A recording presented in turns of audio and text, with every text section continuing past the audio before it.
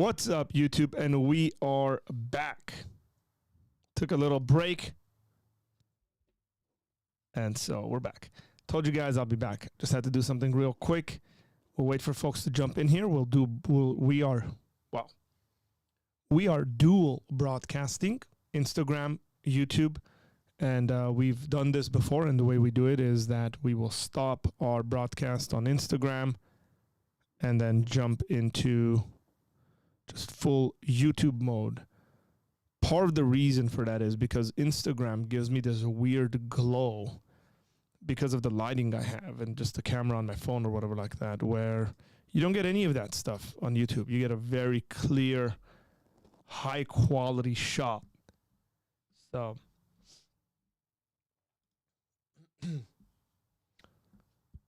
let me know. This is a live Q&A we do, so folks, write your questions in, and then I will do my best in responding to your questions live or anything else that we would like to talk about. The advantage of being on YouTube, one of the advantages, is that I can share my screen and I can have my Bible up and we look through Bible texts together. So plenty of really, really awesome advantages if you want to see kind of what we're going through. If somebody asks me a specific question that has to do with the scriptures, then I can pull it up, we'll look at it, we'll dissect it, we'll ask all the proper and important questions that we need to ask and then resolve the issue. So, what's up, Aaron? How you doing, man? Good to see you in here. Zilly Hawk, welcome in here. So all the folks that were jumping in late, I guess, last stream, which I've made private now, what I'll do is I'll probably like edit that and then throw that portion out that had to do with earthquakes and judgment and stuff like that. So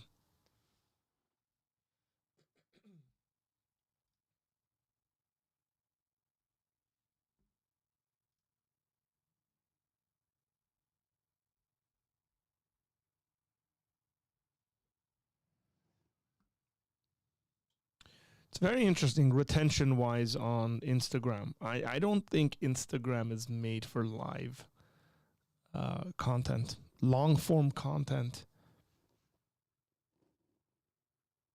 So usually you'll go on live and a bunch of people will jump in, which is exactly what happened. And some folks say hi and their friends and stuff, and then it goes to zero. So people jump on, like my friend Tomek just did, and then on Instagram, because it's like a story. They're like, no, I don't want this. On YouTube, people will stay on much longer. So, dual broadcasting right now. So one of the things that people might think about, doing is using Instagram as a funnel to YouTube. It makes sense to put up a story maybe like an hour before you go on live, or maybe whatever. Say 20 minutes before you go on live, and then you tell people, go to YouTube, go to YouTube, go to YouTube. Just put the link, let them click the link, let them go to YouTube. So what up, folks? Hit that like button, by the way, if you're on YouTube. Because, it helps with the algorithm, folks.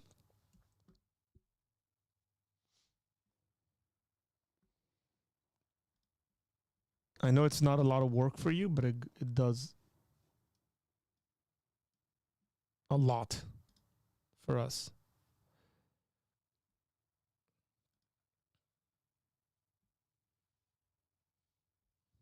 Or maybe the Instagram folks don't like being, second or something like. We want to be the primary focus of attention here.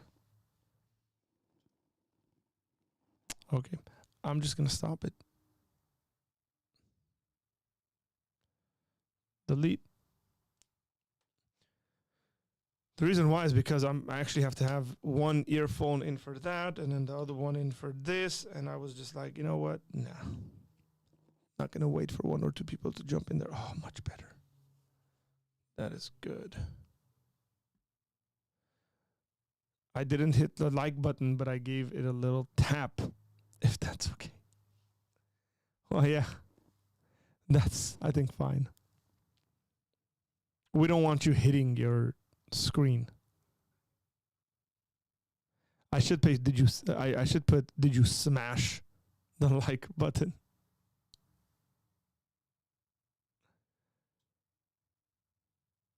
because that gets used in that way. So what are we talking about?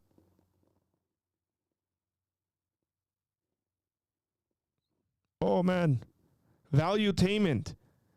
Governor Abbott unveils statewide plan to ban TikTok. Well done. Man, I don't like TikTok.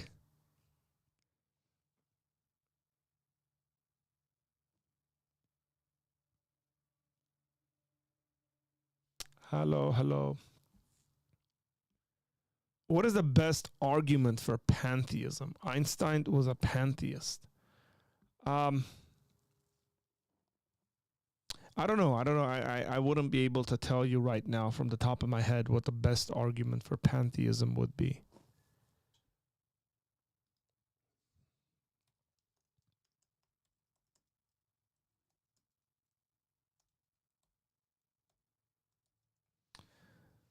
The Grammys. What about the Grammys? I don't care about that stuff, by the way. I don't care about the Grammys. I don't care, like, these sorts of things. Like, I watch movies and stuff like that, but the way I see it is like a bunch of entertainment elites coming together to recognize a bunch of other entertainment elites and then clapping for one another. And then the rest of the population watches them do that. Like, award shows are just weird for me. I've never really liked them. Like, even as a sports fan, right? It's like when you watch a championship game and then the team wins the championship and then they get their trophy, it's like, cool, that's it. I don't even watch things like in soccer. I don't even watch things like when they're, Ballon d'Or ceremonies and stuff like that, which is just a bunch of athletes recognizing this one athlete as like the best among them. And then for everybody else to be kind of watching that, I don't know. I just like play your sport, and that's fine. Like, I don't care that they do that internally, by the way. I'm not going to say they shouldn't be doing that. Let them recognize one another, but like turning that into something where the rest of us watch it and kind of go, yay, my guy won. Just, I don't know. What is pantheism is the question. Let me read you a proper definition of pantheism. Pantheism is the doctrine which identifies God with the universe, or regards the universe as a manifestation of God. Jackson. The idea in pantheism is that the universe is God.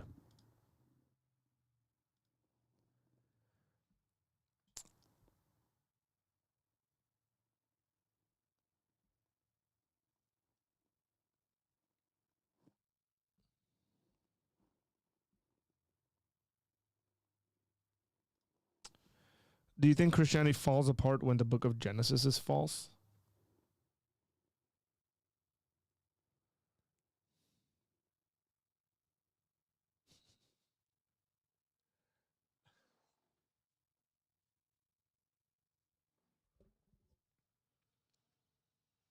Do I think Christianity falls apart when the book of Genesis is false?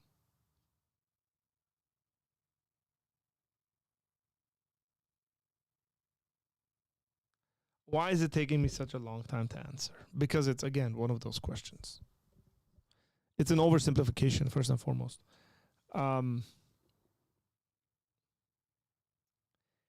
If the book of Genesis is false, for example, like God didn't create the universe, God didn't create humanity, God didn't call Abraham, and the whole story about Joseph and all that is false, like never happened, do I think Christianity falls apart?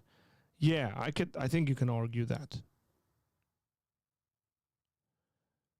But if your argument is, which I suspect it is, that if you don't have a certain kind of interpretation from the book of Genesis or specific chapters within Genesis, then somehow that is damaging to Christianity, then I would say, no, you're wrong. So if I don't believe in a young earth creationism, for example, I don't think Christianity is damaged at all. If I believe that God created humanity, you're in pretty good hands. Now, I think if somebody doesn't believe in a literal Adam or something, I think theologically they have some issues on their hands that they're going to need to explain. But does it make Christianity like entirely false or fall apart and stuff? No. But again, theologically, I would say they have issues. To say if it's false, then it's just like it's not true. It's not like not your interpretation is false. Okay. So yeah, if it's false, clearly I think it will be very damaging and serious issues will arise to Christianity, doctrine, so on and so forth. If somebody disagrees with your interpretation, you cannot accuse them of teaching that Genesis is false, because they're not telling you it's false. They're telling you that your interpretation is false. Keep it there. I would argue Christianity most heavily relies on the resurrection. That is true. But there are things that are important in the book of Genesis that pertain to humanity, original sin, in regards to Abraham and the covenant that God makes with Abraham and how he's going to bless the world, because the resurrection essentially brings all these things together. How the one man sinned and the second man has freed us from sin. How he will crush the head of the serpent. Like we could go on and on, right? That I would say you can make some kind of a case that will be very damaging to Christian theology. But I wouldn't say the interpretation sort of stuff is damaging to it.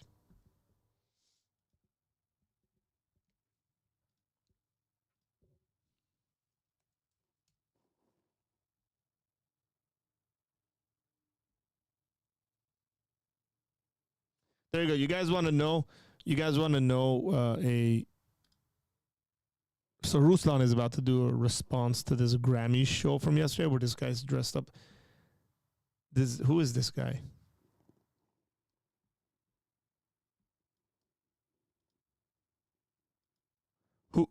I have no idea who this person is that sang at the Grammys.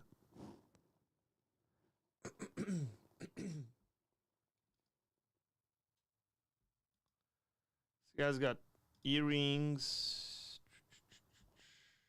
Yeah, he's got horns on a hat. He's dressed in.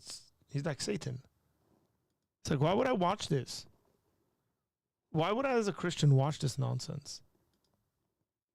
Like, especially for entertainment value. Sam Smith. Who is this? Sam Smith. Let's look him up. Sam Smith. Okay. Okay, this guy, what is he, like transgender, homosexual? What is this guy? Man, he's got like a bunch of guys with. There's a random video that just popped up from a week ago. Man. Probably not a good idea. I'm going to get some stuff that is going to get me in trouble. Okay, if there's a group of people who already think, let's just say, things like certain forms of sexuality are demonic or satanic or something like that, it's probably not the best idea for you to dress up like Satan and present yourself as Satan. Okay, so the song he sang yesterday is called Unholy. To present yourself like Satan and then complain about the fact that people call you satanic. Like, literally, you don't want to do that. So this dude dresses up like a woman, it seems like. Man, I got to be very careful with opening up some of these pictures because I have no idea what I'm going to come across. I don't know who this person is. Again, the assumption here is this person's a singer. Man, I want to jump into Ruslan's chat and just watch him. And we're going to react to Ruslan reacting. Let's see how that works. But he's already late on his stream. It says 2:45, and he's not on yet. So we'll give it. Okay, Sam Smith. I don't even want to watch. I don't want to even click on this, but.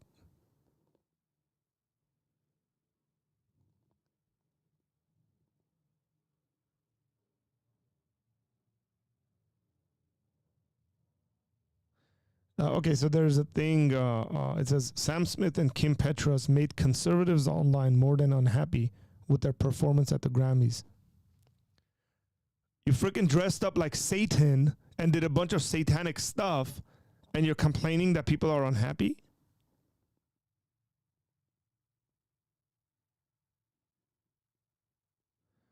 Oh man, this is like insane. Like, come on, like how. Lord have mercy. Okay, German pop singer Kim Petras. I have no idea who this person is. This is from the German embassy, by the way. It's on Twitter. German embassy. Pop singer Kim Petras has been making headlines. The singer from North Rhine-Westphalia is the first transgender woman to win a coveted Grammy at the Best Pop Duo Group Performance category for duo with Sam Smith called Unholy. And they sang it. And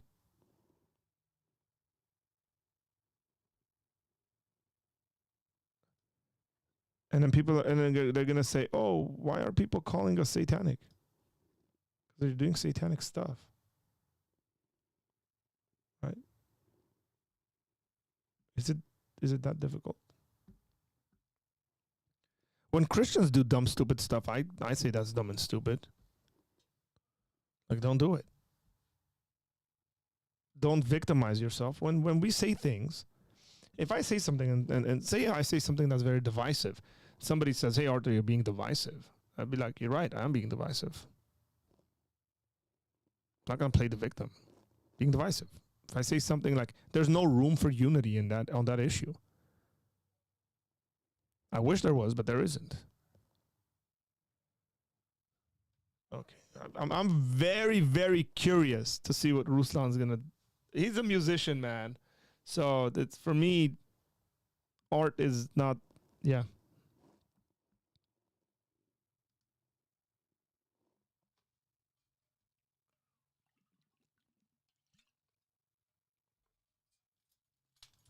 I'm not an artist, so... Yeah.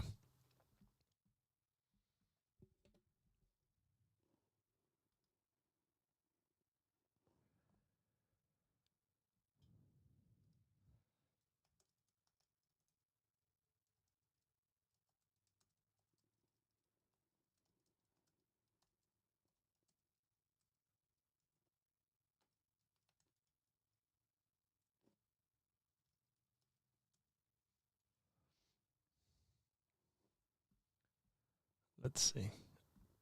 So we have 15 people in here and only 7 people have hit the like button. Come on, guys. Come on now. Come on. It's not a lot of work. Just hit the like button.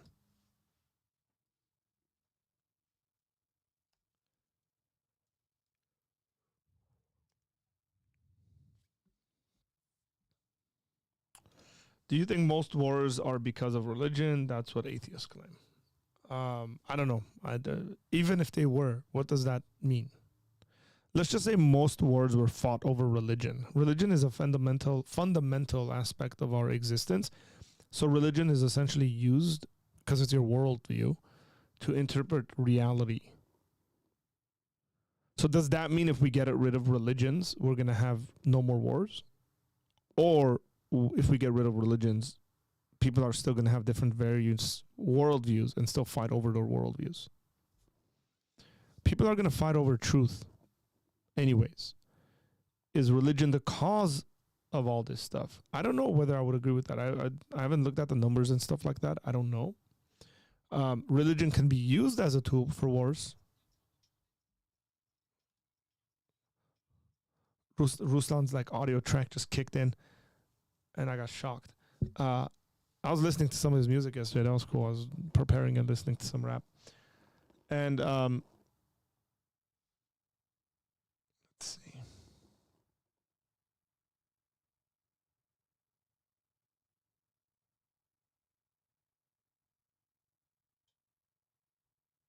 Yeah. So it doesn't determine whether, if something, like if people use a worldview for X, Y, and Z, this is going to be atheism, this could be anything.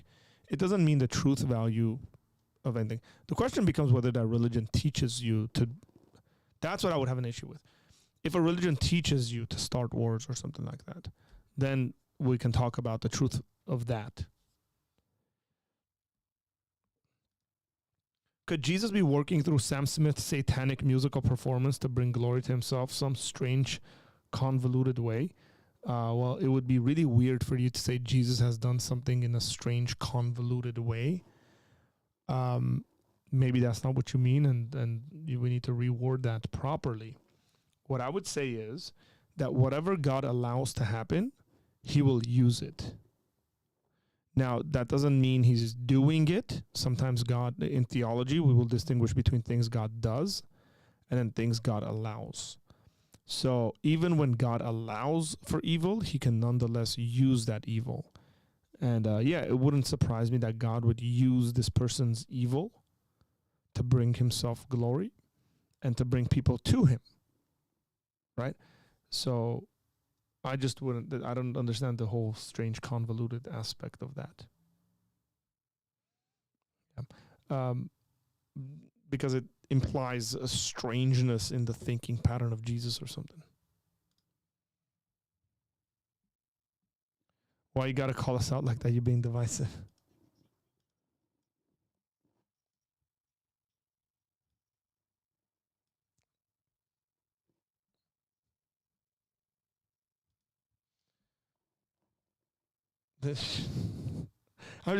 I'm trying to see like how Ruslan is changing stuff up in his intro. It's hilarious. He's drinking out of a gigantic bottle, and he's in the background. I like that. Like he's in the background getting ready. Like audio, there's music playing. I might do that. There he is.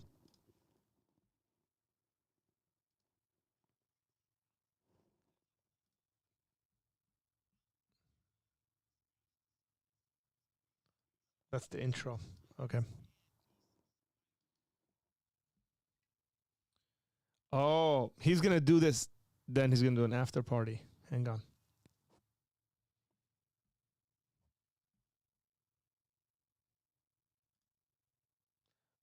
Okay. Hang on. Gender in one. Okay. Sunrise, that's too true. Who is for a song Unholy, where it seems like he just completely took a page out of Lil Nas X's book. I don't even know. Are we gonna talk about him appropriating Lil Nas X's entire shtick with this whole satanic thing? Or is that like, is he higher on the intersectional hierarchy because he is a non-binary trans? I don't even know what he is, but he definitely just stole Lil Nas X's entire shtick with this performance. Wow. I know that Nas character, Lil Nas. I mean, it was a full-on middle finger to everybody who is a person of faith at this award ceremony. But remember, this is the same guy who dropped the video just 5 days ago, which, by the way, I guarantee you is still monetized on YouTube, of him in this leotard that's with a nice shot at YouTube. There you go. Men dry humping on him and all kinds of weird stuff. And this is just readily available for public consumption by you and your children, while Christians and YouTube channels constantly get demonetized or get crumbs off the table to articulate the gospel in any meaningful way on these major platforms like the Grammys. And again, we saw some Christian representation, I guess, with Maverick City there. And again, we'll talk about that at the after party. But boy, did it swing the opposite direction. Now, Sam Smith was just the most overtly satanic and demonic expression of, I guess, art, you could say, yesterday. But some of you guys also missed this. Jay-Z Is it really and art at DJ that point? Khaled performed their song God Did, which we did a whole breakdown of Jay-Z's verse and how blasphemous that was. Everybody rapping about how God helped them, while at the same time, Jay-Z basically said Hove did, as in he did it, as in he's God. That's Jay-Z's whole verse was about how he was God. I mean, the guy literally Probably calls arguably him the most Jehovah blasphemous himself. verse. Come But it on. gets better. Yesterday, they Jay-Z performed at the is Grammys blasphemous. with a recreation of The Last Supper and man. Jay-Z playing Jesus. Wow. Yeah, that happened as well. Okay. So the entire Grammys were just like satanic. What a wild night of just complete insanity with the Sam Smith stuff, with the Jay-Z playing Watches this Jesus. nonsense. The blasphemy on top of blasphemy on top of blasphemy, which is like, hey, listen. People were gonna be stupid and do dumb things and play with a holy God. I get that part. What I don't get is the fact that this is on prime time television. What I don't get watching, is that Ruslan? this is considered children appropriate. What I don't get is how this is bleeding into other parts of our society, like, I don't know, Rag Queen reading hour at your local library. What I don't get is those same rag queens also twerking on kids. I think there's a concerted, connected, bizarre effort in all of this that seems to be getting worse and worse. I want to share more of my thoughts with you about this, but before I do that, I got to make sure you first know this. Hey, you want to see something crazy? Over 51% of the people who watch this channel true are of my not channel. subscribed. And the ones that are subscribed, only 10% have their bell notification on. So do me a favor. Please hit that subscribe button. Turn the bell notification on so you don't miss anything we have going here. All right? I appreciate you. So I personally do not like feeding in to the satanic panic marketing. Because that's what this is, ultimately. This is marketing intended to stir the conservatives and the Christians into outrage and get more people talking and more Turn people down clicks Ruslan's and volume more a things little. up the algorithm. Can't That really is hear you. true. Okay, I That think is- that's fixed That now. has been a thing from the metal stuff in the 80s to Marilyn Manson to a lot of the rappers now with the upside down crucifixes. I think Always what's been different around. about this is that this is on primetime television, and I think this is now apparently kid appropriate. And I think what we're seeing with some of this other stuff, dealing with kids, it just becomes more and more gross and bizarre. And I'm disappointed that an organization like the Grammys would do. This is very, very important because that doesn't mean we should be okay with it, right? Like, even if this individual's kind of actions is going to bring people to Christ, doesn't mean we should be okay with what he's doing, because it's still wrong. So don't kind of try to justify that sort of stuff. How long are you going to continue watching, supporting, and clicking into content, award shows, movies, so on and so forth, music? I stopped doing that a long that time kind ago. of hates you and what you represent as a follower I of stopped Jesus. doing that long I ago, don't mean to Ruslan. go, hey, the world is bad. Yes, the world is bad. And spiritually blind people are going to do what spiritually blind people do. That is a thing. But my question to you guys is, how much longer are you going to consume this? Because I'll be completely honest with you. I didn't watch the Grammys, okay? I don't remember the last time I've watched the Grammys. I don't watch any of this nonsense. That's right. I didn't watch the Lil Nas X video. I don't watch this stuff, right? Why? Because I'm out here actually supporting the Christian creators Amen. that I want to see Amen. be the solution to this. The Christian creators that I want to see be the antidote, who have the antidote, not just an alternative. And so my challenge to us as, Preach it, online bro. followers Preach of it. Jesus or what have you is, why are we not supporting the things that we should see platformed? Why are we not supporting the things that we should see expand? You don't have to agree with all of it. Listen, if you watch my channel long enough, I will say something that you will not agree with. And that's okay. That's true. I got to see The Chosen in theaters yesterday. the season finale of episode 3. And yes, there's things I don't agree with on Season The Chosen 3, about. But I got to go and I support haven't seen my brother any of Dallas season 3. and see them on the big screen. And they're breaking things in the box office that we have never seen before, right? Seeing that finale, which I can't spoil it for you, but that's my why I haven't goodness, seen it. Season 3 finale on the big was over the top. You guys, I didn't watch any of The Chosen this season, season 3, so I can binge watch it because I don't want to wait. Like, I don't want to sit there and watch it and be like, oh man, I gotta wait. No, like, it'll kill me. So I just like waited much longer for everything to be done, and then once I have access to all of it, I'm gonna sit there in like 2-3 days, watch the entire thing. To partner with Christian folks on YouTube. I'm going to do the things to sway the tide in the opposite direction of people who aren't just an alternative, but actually have the antidote to what's happening in the world.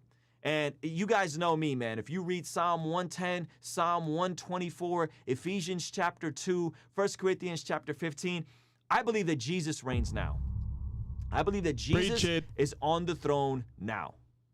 I believe that Jesus is the God over this world, even though there's clearly a Satan that's running things on this world. But I believe Jesus is the God over this world. I believe God is still God. He's still all-powerful. He's still all-knowing. He's still provident. He's still sovereign. And so my question to you guys is, are we just going to continue brainlessly consuming this nonsense, or are we going to put our money where our mouth is? Are we going to go, and partner with the creators and the musicians and the shows that are actually adding a net positive and having an antidote? Amen. That would be my question for you. I'm genuinely curious, because this isn't going to get no better. This is only going to get worse. Because Lil Nas X did it, Sam Smith copied it, so now what? They're just going to keep upping the ante. Who could be who could be more blasphemous? Wait, let's see what happens at the Super Bowl. Over the top? Who could be more non-binary, identifying as a fish from the layers of the water? They might not do stuff like this really like overtly at the Super Bowl, because I think they understand there's like a larger conservative base that watches the Super Bowl, and you're going to get like a lot more outrage. So they might not allow for something like that. After party streams, you get all of our podcasts early. You get so yeah, like one of the things was like just a number of years ago, I'd have these conversations with younger Christians, and then they would be listening to music that I would say, it's not like I don't like the term secular. I prefer it's like ungodly, because I think something can be secular in that sense, but like completely fine for you to listen to, or whatever, watch X, Y, and Z. And like, but these guys were singing like blatant songs that are anti-God, anti-Jesus. Like Jay-Z, people are like, he's an amazing rapper. He is. And then what? That doesn't justify me like listening to him. Let me just click out of this, because Ruslan's going to jump into his after party. We're going to crash his after party, by the way. I'm totally crashing his after party. And what was I saying? Yeah, like the guy's name is Jehovah. Like, come on. And for me, it's like, why are you listening to that? And Christians would tell me stuff like, oh, I really like the beat or something. And it's like, that's not good enough. I had a friend that used to say, why don't you just download the beat and listen to the beat? And guess what you're going to do if you know the song? You're going to start listening to the lyrics with it. You're going to start singing the lyrics with the beat, because it's already in your head. It's pre-programmed. Bam. It's there.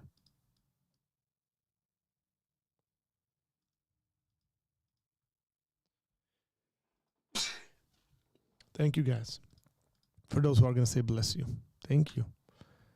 The crash is stream. Hang on. Ooh, 10 minutes.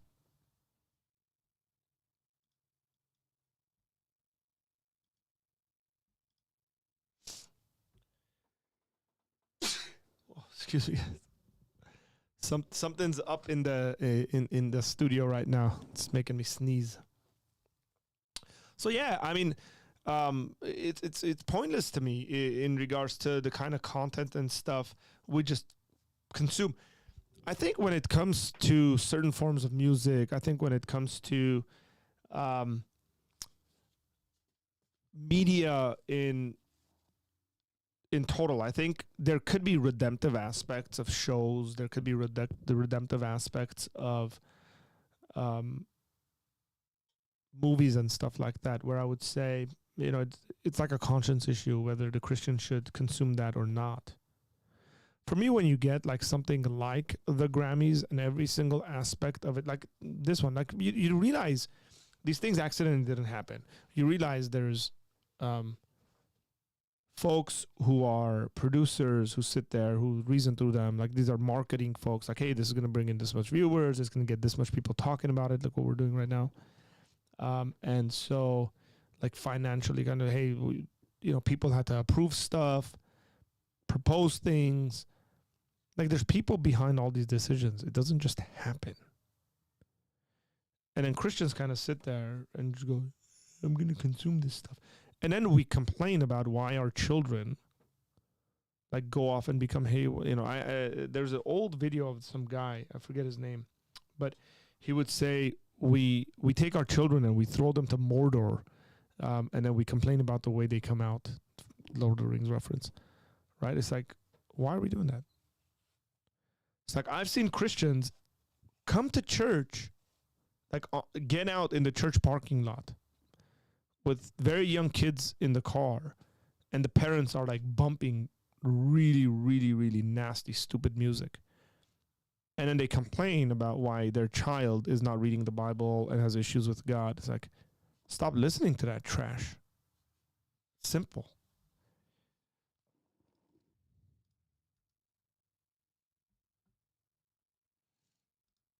Fantasy, yeah, I agree. In a way, if you choose a lifestyle that has specific rules, you got to adhere. I mean, that's just simple as that. I don't think the music is bad, but you should be strategic about your media and how it affects you. Look, I would just say this in regards to anything. And what I mean, anything, regardless whether you're a Christian or not. Some of the things people will say is like, make sure that such and such a thing is age appropriate. I'm like all for that, but as long as I have say in what my children consume and whether I actually consider that thing age appropriate for the age my child is. There's no rule written anywhere, and I don't care what any kind of breakdowns happen, because individuals are different than groups or general group consensuses or something like that. Like 7-year-olds can listen to this or watch this. It's like, not my 7-year-old. I know my 7-year-old, right? It's like, think about like having that, think about having the SEX conversation with your kids. It's like, when do you have that conversation? Some of them you're going to have it a bit later. Some of them you're going to have it a bit earlier because of the way these kids think and develop and the sort of questions they ask. Some things they might see and now they have questions about it. Like, I'm not going to leave that to other people to decide whether my child is ready or not for having that kind of conversation. I will have those conversations with my child and my children whenever the time is necessary for me to have those conversations. Earlier on, I was showing this book, and I said that the book says behind it, it's written for ages through to adult. Now, you look at this and an adult says, you look at this, you go, this is not an adult book. And maybe you're right, because, it's got pictures in it and all this stuff, right? You guys, a lot of adults need to read this book. Now, it is no shame that if someone's 45 years old and is reading this book, because it's a nice book. It's a very good book. But I'm having my 8-year-old read this book, and my 8-year-old came to me yesterday and said, but in the back it says it's for 13 through adult. And I said, it's okay. When you're 13, you'll be a lot smarter than the 13-year-olds around you. Now, I know my 8-year-old can handle reading something like this, but he might not be. My other child who might be 8 might not be ready for this. So I will hold off on it until that child is ready, whenever, and I will deal with it. Like, you and I need to make decisions based on the information we have and things that will benefit not only our children, but will benefit. The way I think about it is, if I raise well-rounded individuals, then they are going to be good for society at large. And that's I'm essentially investing into society. Here's one thing: I'm investing into your children's lives. Right? Like, if my children, I don't know who this was that said it, but I heard it the other day. I like giving credit to people for statements that I didn't make. But I think the conversation was around the lines of something like, who are our children going to marry? Who's my daughter going to marry? Who's my son going to marry? Oh, your children. Also, basically, if you do a good job raising your children, then that's good for my kids. Because my kids will get married to people who are well-rounded individuals. Right? Like, see the common logic in that, the simplicity in that sort of thinking. If you raise really obnoxious and undisciplined children, and those obnoxious, undisciplined children will end up becoming obnoxious and undisciplined adults, that's not good for my kids. Like, I'm not happy for that. I'm not happy that people are not being parents to their children, because that's the future of my kids. Those are, let's just say, right?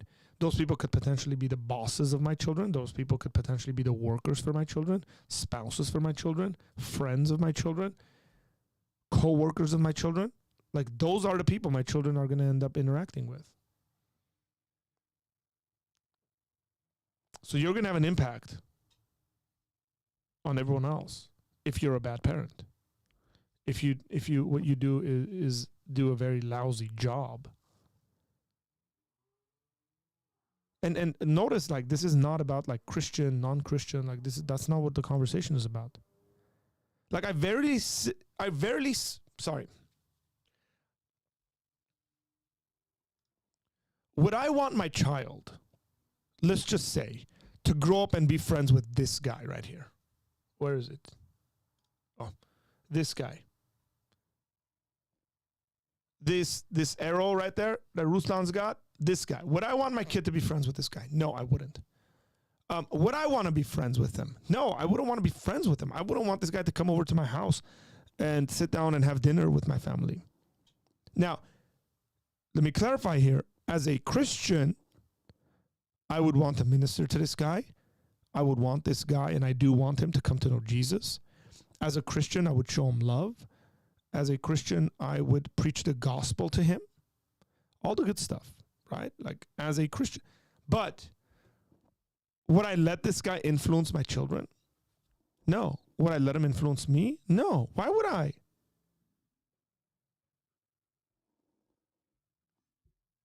Would you? Like, I don't care whether you're a Christian or not. Would you sit there and say, I would want my 7-year-old, my 12-year-old, my 13-year-old to spend 8 hours a day with this guy? And if the answer to that question is no, then you should ask yourself the question why you're listening to his music in your car when your children are around, because they're spending time with him and being influenced by his ideas.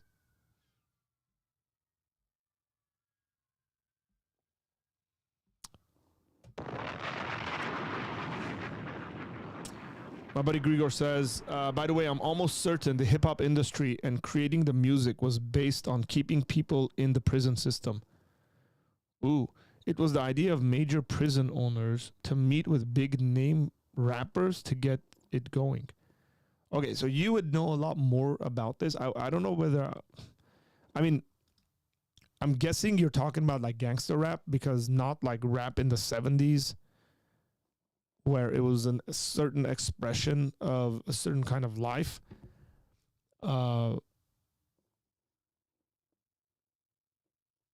Yeah, so I'm not going to go much more into that. But I wouldn't be surprised that a bunch of really, really wealthy people would say, hey, this thing's making money, let's invest into it. even though it's bad for our society, even though it's bad for our kids.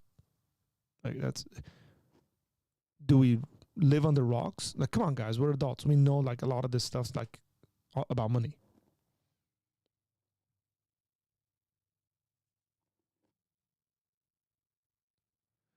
I'm not sure about the collusion, but rap has become obsessed with prison logic.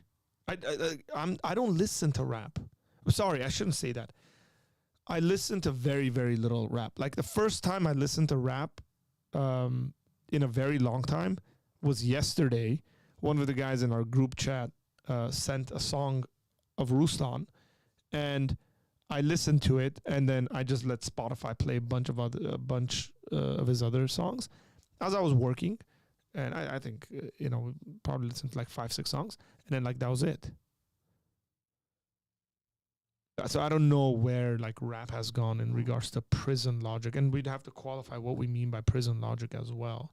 And when we export the music, we perpetuate USA prison culture. That's interesting. That's an interesting point. I'm not surprised.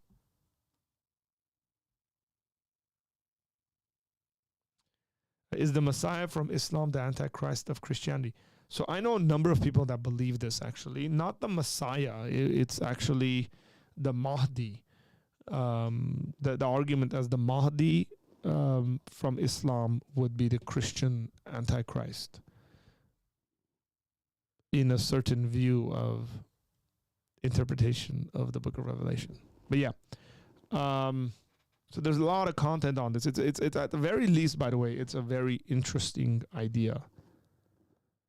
Because the similarity points, there's a lot of similarity points.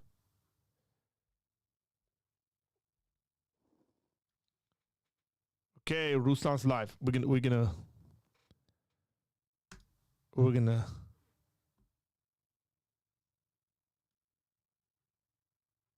He's got another 2 minutes to start.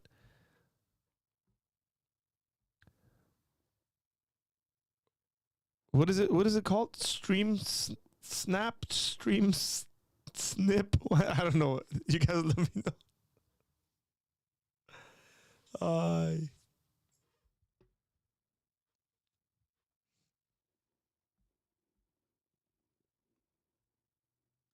It's funny to me that like I've talked to my friends in Armenia about this, who know English. Like, you'll be sitting at a restaurant in Armenia, like kids, moms, grandmas, and Armenian culture is very conservative. Like, people do not curse in front of older people, right? Like things of that sort.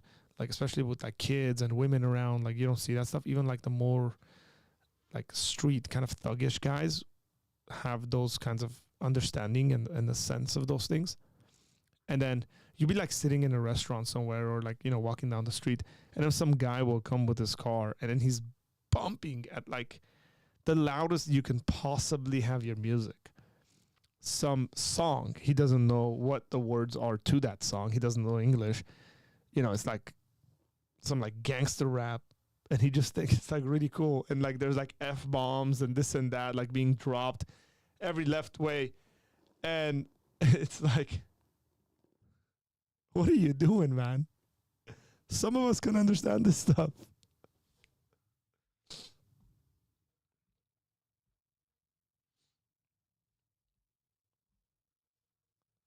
So it's hilarious. That stuff's hilarious.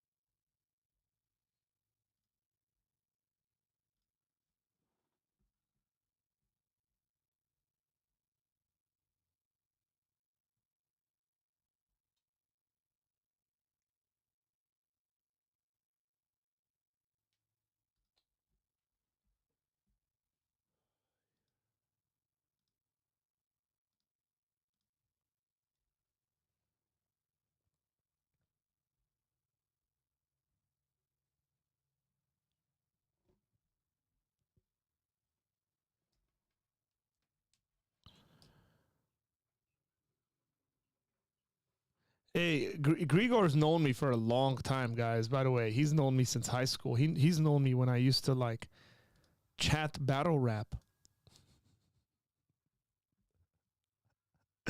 Stuff's coming out to the surface, bro.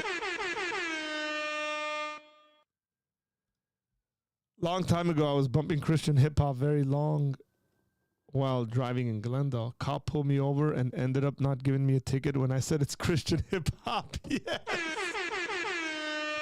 It's like, what are you listening to here? Just glorifying God, and it's telling me that I need to be a good person and love my neighbor and my enemies.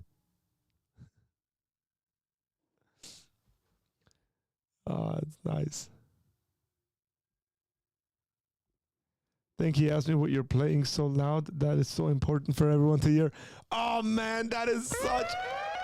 Bro, that you would have a perfect response to that. If he's like, hey, what are you playing so loud that it's so important for everyone else to hear? You're like, the love of God, that Jesus died for their sins. It's the gospel. Everybody needs to hear this. And he just goes, you're right.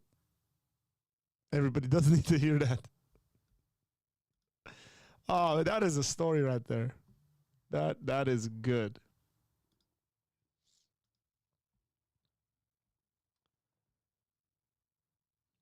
I heard from a guy that I guess one day, like, he was speeding on the freeway, and he was like, it was like 2 a.m. He was driving real fast down the freeway, and then the cop pulled him over for speeding, and the cop said, "I've been waiting for you all night." And this guy's response was, "I came as fast as I could." And the cop just started cracking up and just let him go. That was a good joke.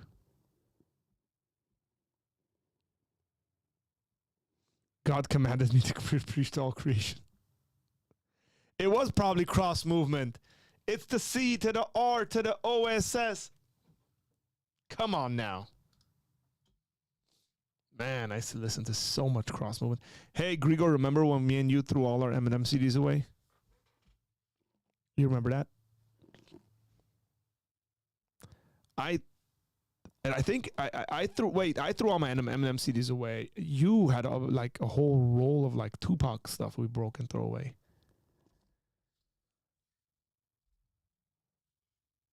CDs, bro. Like, what would we do now? Like, we can't throw that stuff away. It's like you can't throw your phone away. You just, like, gotta go in there and just like delete. There's nothing physical to throw away anymore.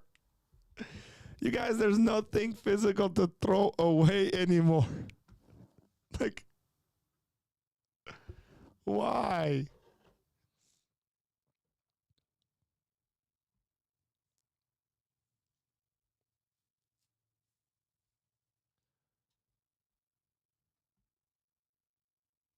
There you go. Yeah, very large case of Tupac and Eminem. Like, it was like, yeah.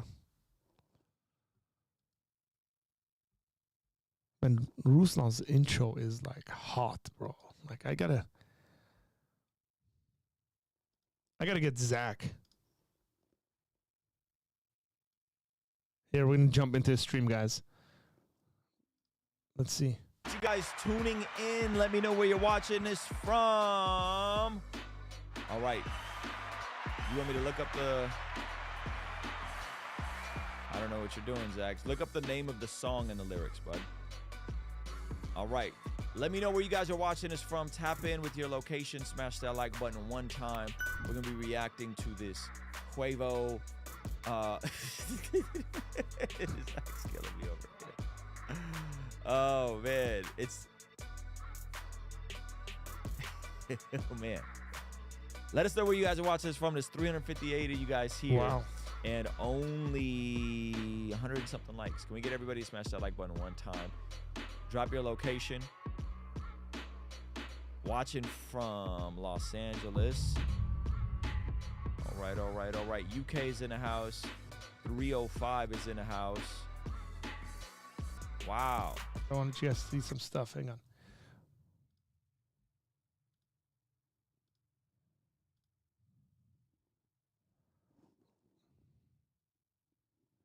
I threw Lecrae away long ago.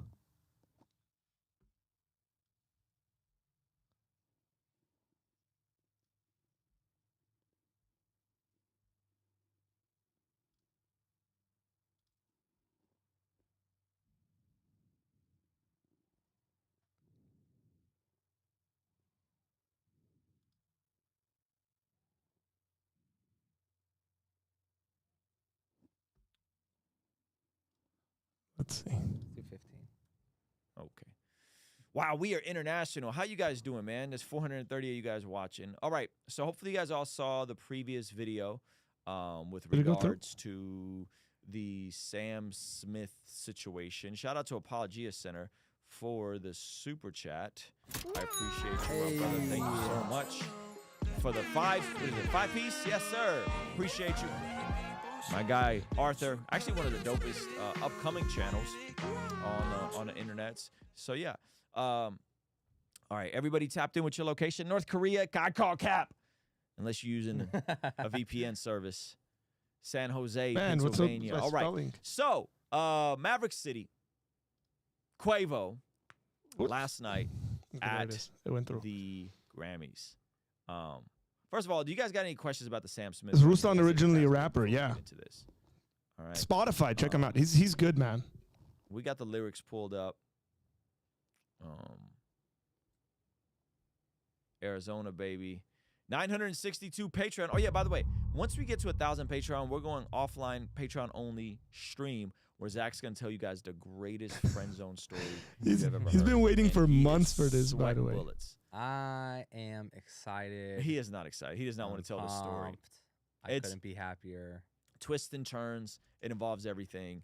And so if you're not a member of our online community, consider signing up for only $5 a month. It's going to be great. I think it's going to happen this week. It could happen today. If just what? How many- Ruslan's going what to we got? copyright 900 strike what? me. 62. 962. So there's only 30, Joel 38. Osteen style. 38 Quick of math. you guys. 38 of you guys to go sign up for our online community. The link is pinned up. Joel Osteen $5 a style. month. We're going to do a private stream offline. Kurt Franklin is going live in 30 minutes. We might be reacting to him talking about this whole debacle. Why am I getting all these text messages? Goodness. Turn my phone on. Do not disturb me, baby. So, Working. I'm with my people. hey, we should respond to me alone. Ruslan responding to All right. Kirk The Franklin. Grammys was created to honor musicians. Live. However, the show is meant to be controversial. All right. I would agree. That would be Agree. hilarious. Okay, so Oh, I wanted to open with this clip from a young lady. She's not. I don't know how young she is. But Hey, I by the way, thought if you this was guys don't interesting, know- and I'm gonna play this Let for me you see. guys. It was this year's Grammys. Highly watched. I haven't watched it in years. Shout out to the super chat who just dropped a super chat on me. Hey, P Cube Studio. P Cube Let me Studio, thank you for the super pause chat. He this. said first time super chat. So, if you guys don't know, but people who play videos, I know, Grigor, I know. I think he might be related to Okay. you.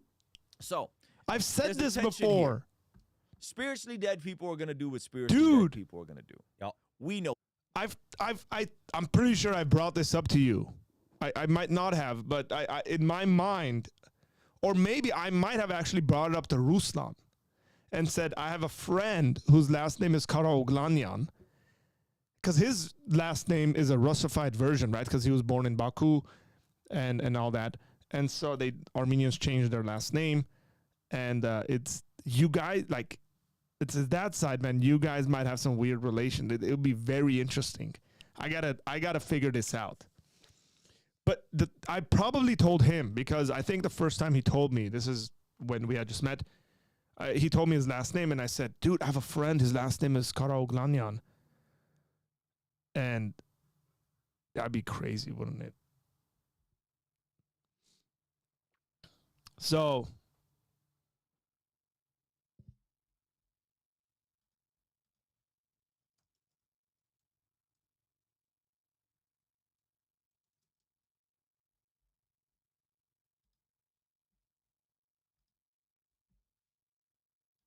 my wife was calling me, so I gotta see what's going on here.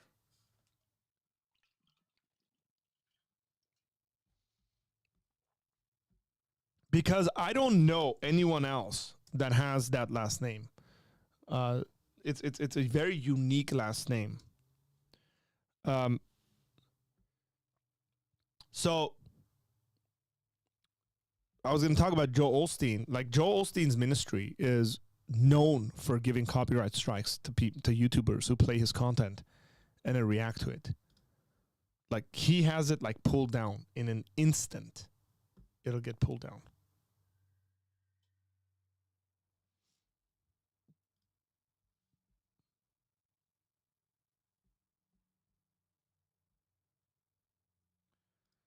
Joel Osteen finding $500,000 of offering money in a church bathroom wall. I don't know what happened with that story. It could be the case that like somebody tried to steal it and then hide it and then never was able to come back and get it. I think it's something around that.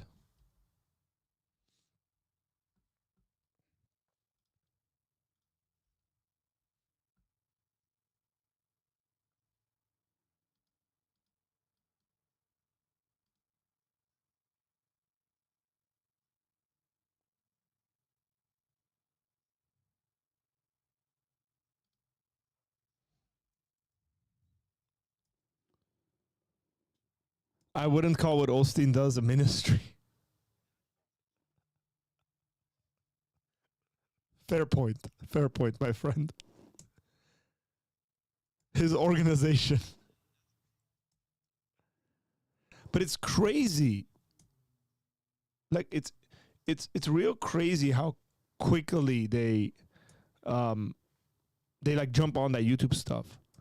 Mike Winger went back and forth, man, try to email them, try to like set stuff up. Like, and Mike's like really, really nice guy, right? Really went out of his way to say, hey man, like, can we find some common ground here? Like, I'm evaluating biblical teaching. I'm a Bible teacher. I'm a pastor, like all this stuff. And it's like, no, they shut down every video he made where he played stuff from Osteen was brought down. So like the Christian guys, the Christian content creators and girls know this. Like, no, if you're going to play anything like a sermon or something like that and comment on it and talk about the theology or break that down, you're going to get and it's not like a copyright strike in the sense that you can't monetize it. For those who don't know, YouTube has a couple of different ways they do this, but like there's copyright strikes where you can't monetize it. There's copyright strikes where you can monetize it, but a percentage of your monetization is going to go to that party. And then they want the video to be taken down. And they'll have you take the video down.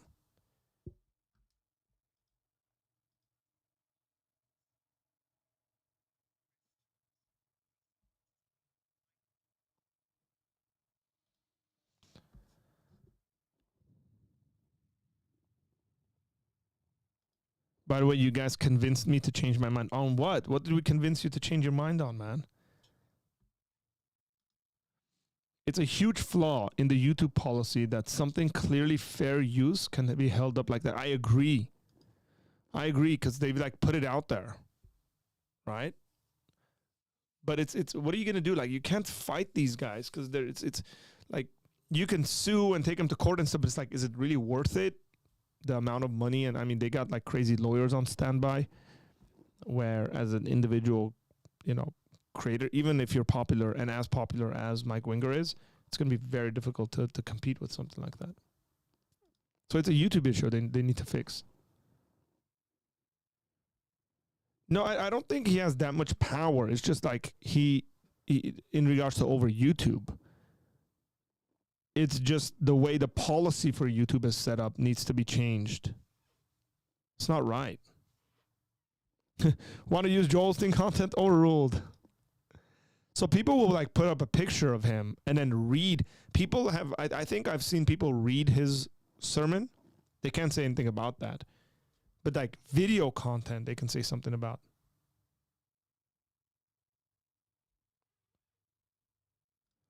I now hold to the clarity of Scripture as stated in the doctrine. This is something we'll talk about, I think, soon. But I'm glad. In regards to what we're looking at when it comes to the clarity of Scripture, by the way. Now, this is the internal conversation we've been having with Carl at our church, where, like, is the Bible clear enough for everyone to read and understand?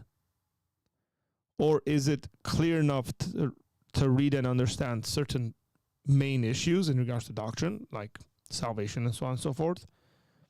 Or should it be like where people go, well, some of you academic types are complicating things too much, and that means like your average person can't read it? It's a very important conversation, by the way, because there's nuances in the Bible where, yeah, it is the case where whoever your average person is, by the way, it's very difficult to even define who the average person is. where you can't make sense of, like the average person can't make some sense of what they're reading, and they need someone to teach them. So yeah. Like, I got to know this philosophy, and I got to know this, and I got to know that, and I got to know this, and I got to know that. Like, does that make any sense? Because then you got to be a scholar to be a Christian in that mindset. And I would say, no, that it's not necessary for salvation, but it is necessary for you to have a deeper understanding of the biblical text, a deeper understanding of doctrine, things of that sort.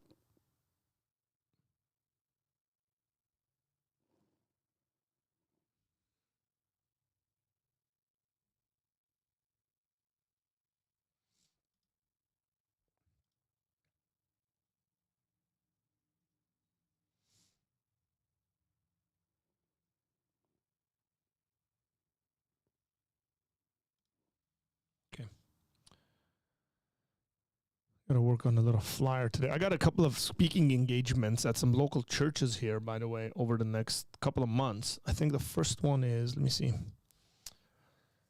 Should be in my calendar. That's January. We're no longer in January, ladies and gentlemen. We are in the February. Okay. So, speaking February the 21st. At 7 p.m. And then also starting at my local church in combination with another sister church starting, I think it was on the 17th.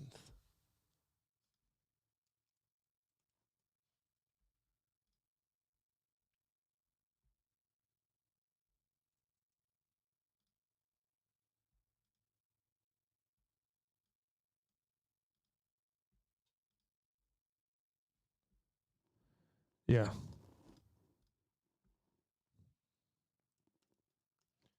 That one I'll be teaching through tactics.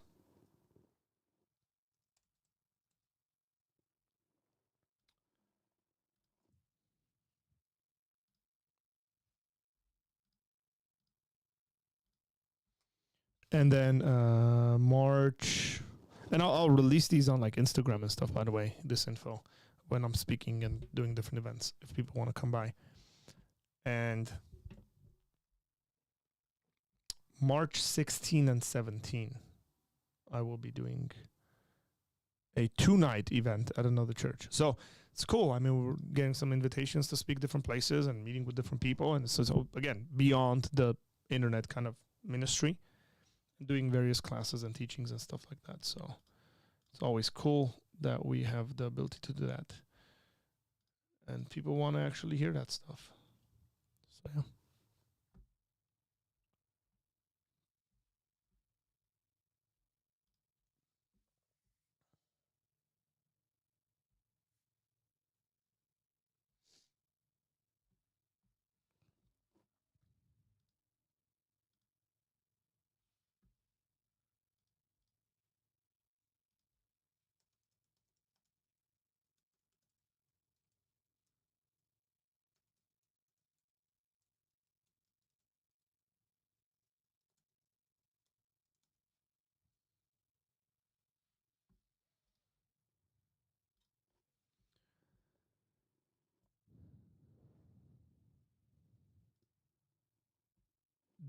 Did you say Mark 16 and 17? When? Sorry. What did I say about what? I didn't go to Bible passage. Did I say Mark 16 and 17 instead of March 16 and 17?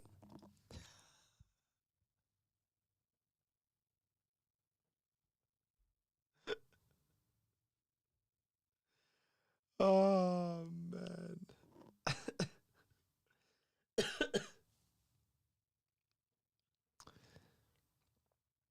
Forgive me, guys. Yeah, not Mark 16 and 17. March 16 and 17. Hey, Ashley, I've been back for an hour. An hour and 11 minutes. It was so funny because I had to run. Because I need to go help my brother with something. And here's the cool thing. I got people who care for me. Like I got texts saying, hey, we saw you had to run. Hope all is okay. Thank you guys. Appreciate you. I haven't responded yet, but appreciate you guys. Thank you. Appreciate it. So, hey, it's always a good thing. March. Yeah, not Mark. I'm waiting for my family to arrive home, and then I'll go. Yeah, I'm not leaving yet.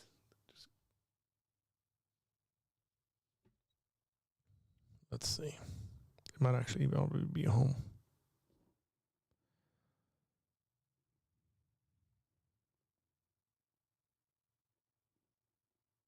Oh.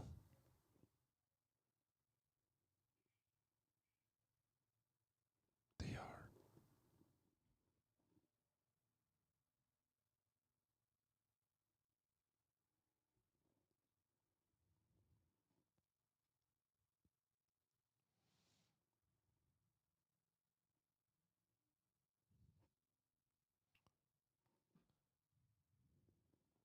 I was hoping for some esoteric Mark chapters. That's hilarious.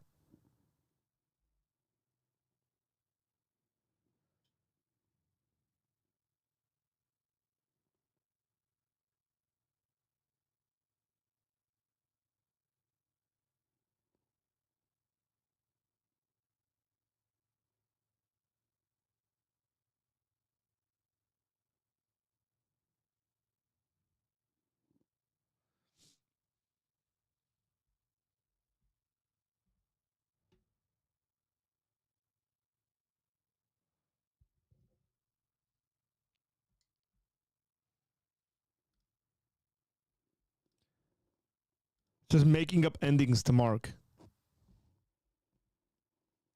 You know, for those who get that, right? The controversy over the ending of Mark, whether it should be there or shouldn't be there. But okay. Well, guys, good seeing you today. I will see you guys tomorrow. And tomorrow, Tuesdays, and I'll update the little heading for the YouTube channel that we're live every single day. Not always at the same time, but we're live every single day. Tomorrow we'll be on at 1. Something that I'm like playing around with in regards to title, that I have friends and they have stuff to say. So we'll have some friends call in and jump in and have that discussion. And Wednesday nights we have reactions, and then Thursdays we have interviews, and then Fridays we do Q&As. So that's there. Let me ask this and then leave. Is it reasonable to say that the longer ending of Mark is not inspired? I'm not going to answer that now because it's going to take a long time, I think, for that. But yeah, good question. Keep it up. Keep it for next time. We can have these sorts of discussions. Well, take care. God bless you guys, and I will see you later.